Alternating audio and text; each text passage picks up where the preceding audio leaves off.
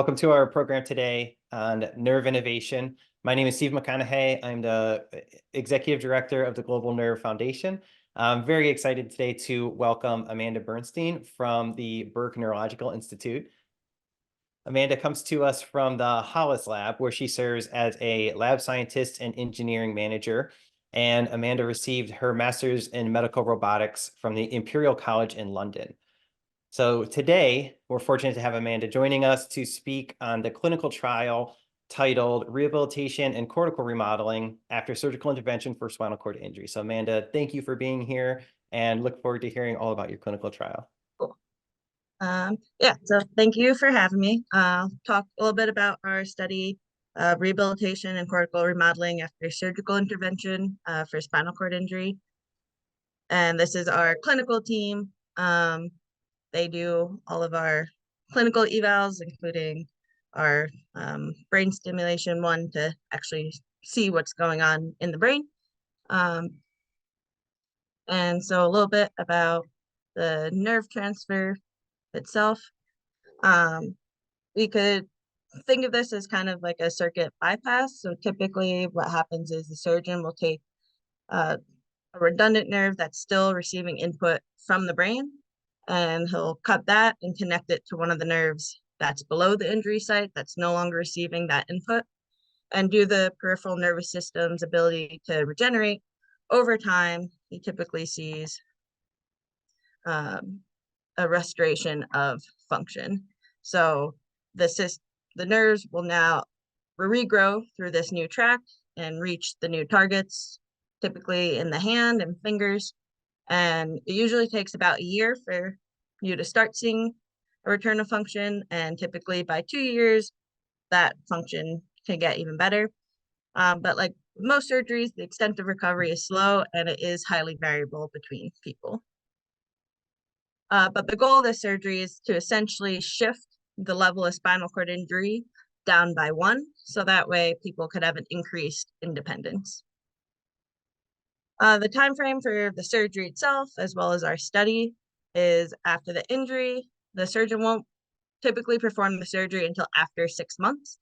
And that's to allow any spontaneous recovery to happen, but he typically suggests trying to get the surgery before too much neuromuscular degeneration occurs. So typically the sooner the better.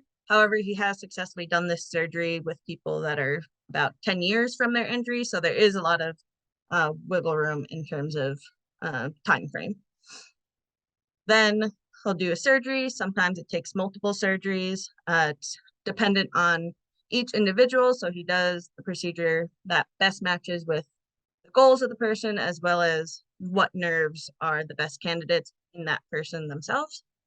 And typically after 12 months, when the axons regenerate, you could see a return of function.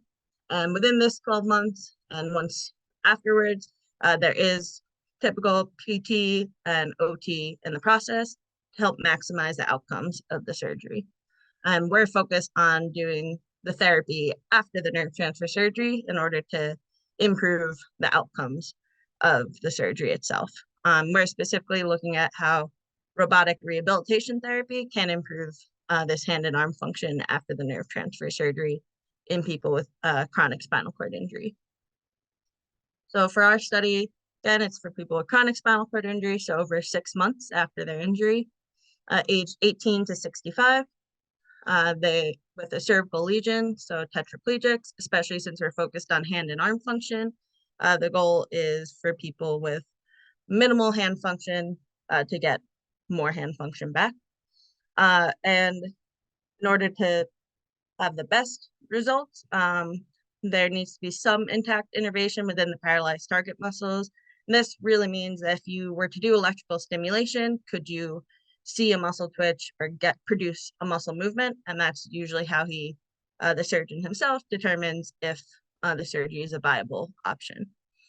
Some exclusion criteria are if you have a potential risk factor for brain stimulation, such as a history of seizures or any metal implanted in the skull.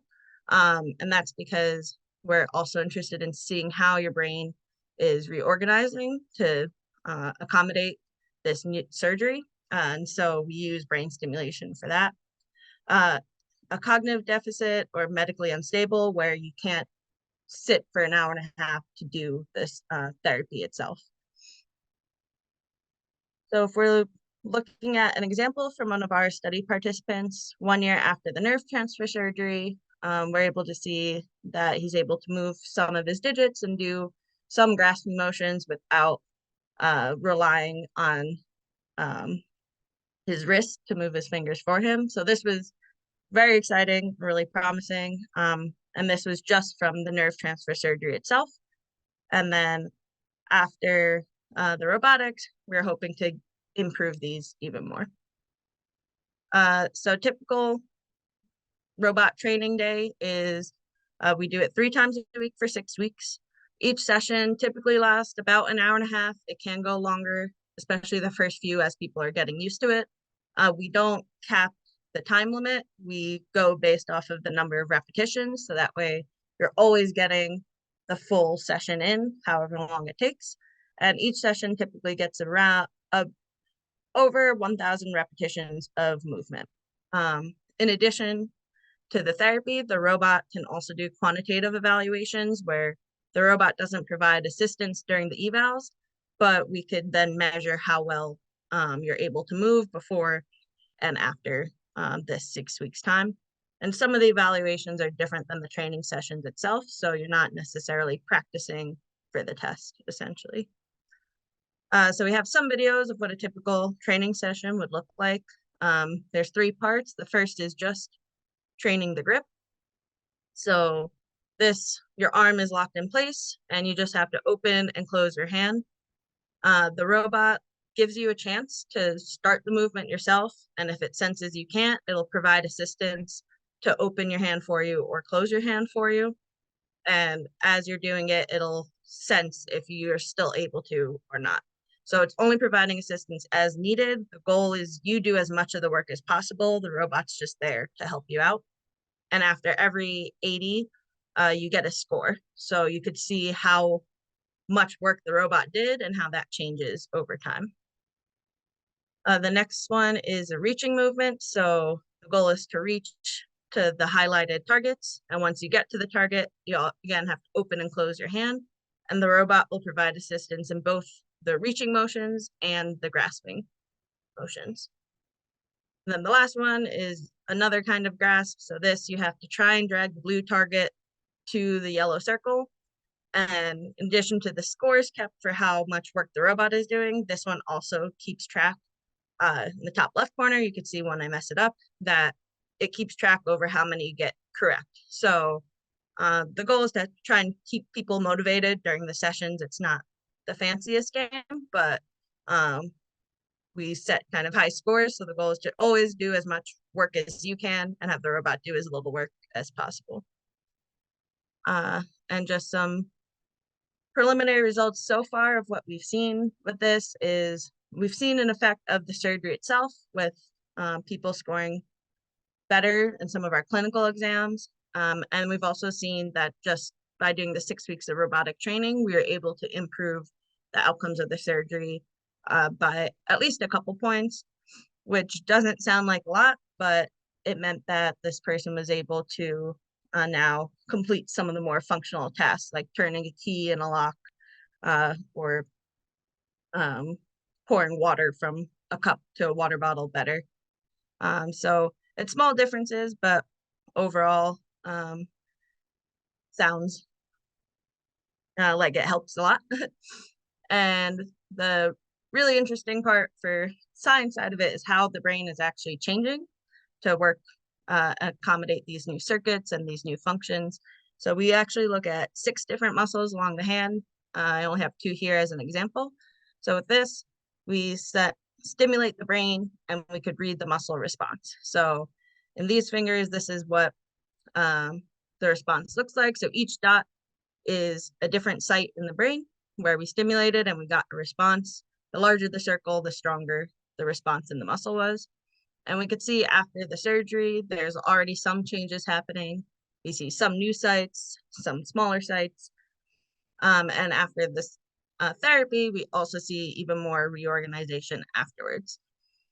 And so what this means is we have more responsive sites after the surgery itself, but after the therapy, we see even more responsive sites. So that means more of your brain is now being used and controlling these new muscle movements that you weren't necessarily able to do before the surgery.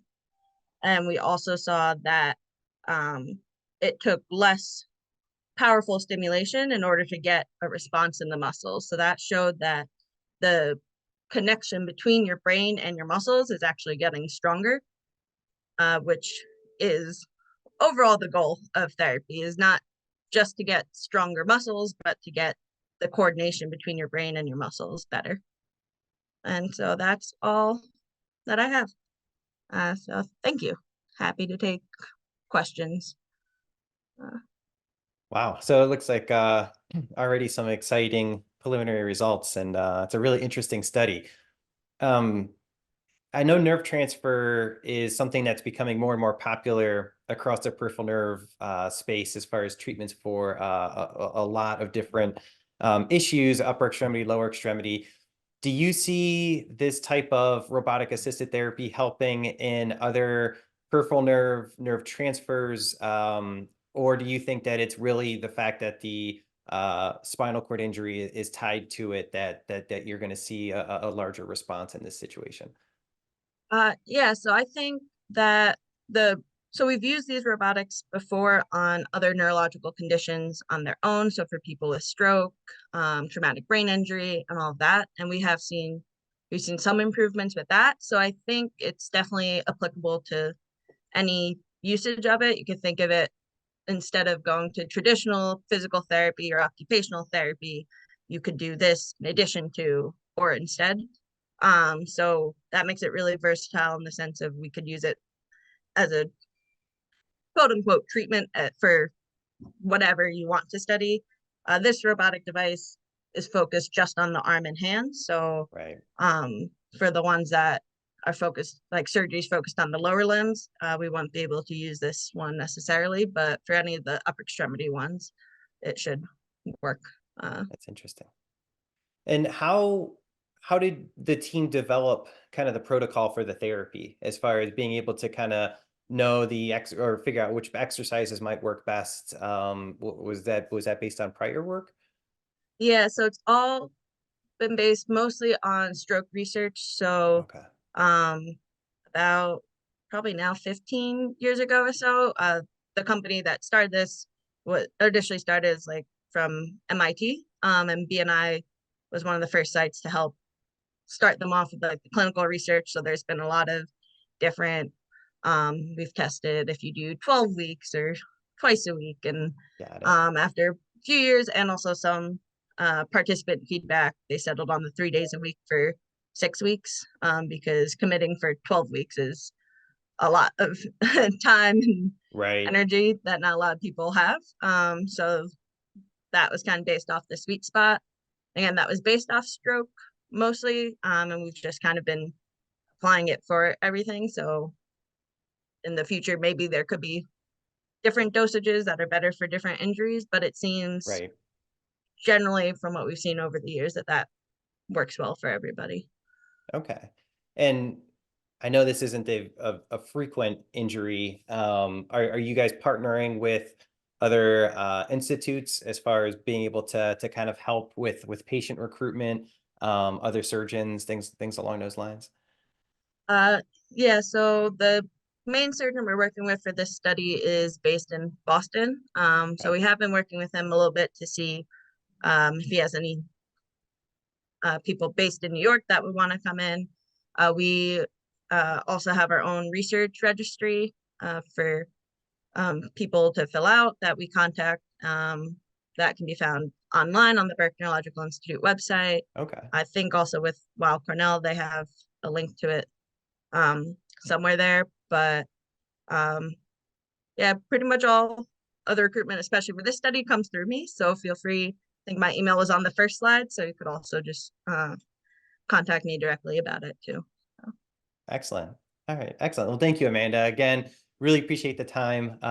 Very exciting study. We'll be sure to put any contact information and information below as well. And thank you again for your time. Look forward to seeing the results of your trial. Yeah, thanks for having me. And hopefully we'll speak again soon.